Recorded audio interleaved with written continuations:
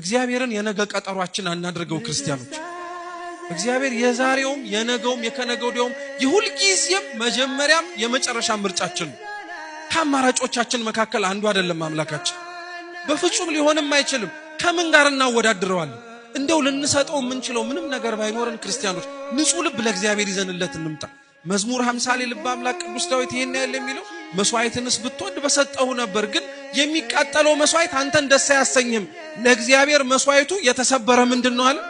ልብ ነው አለ። ከዚህ ሥርዓተ አምልኮ ልንፈጽምበት ከተሰበሰብንበት ቤተ መቅደስ በላይ የኔና የናንተን ሰውነት ነው የሚፈልገው ክርስቶስ።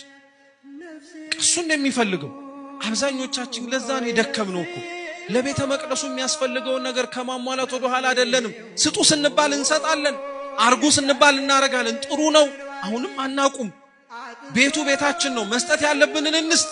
ስትሰጡ ግን ራሳችሁንም አትርሱት። ስታደርጉ ግን እግዚአብሔር አምላክ እናንተንም እንደሚፈልጋችሁ አትዘንጉት። ለእግዚአብሔር ከምናመጣለት ብዙ መስዋዕት ይልቅ እኛው ራሳችንን እንበልጣለን። አፍርሶ ሊሰራን ይፈልጋል እግዚአብሔር ክርስቲያኖች።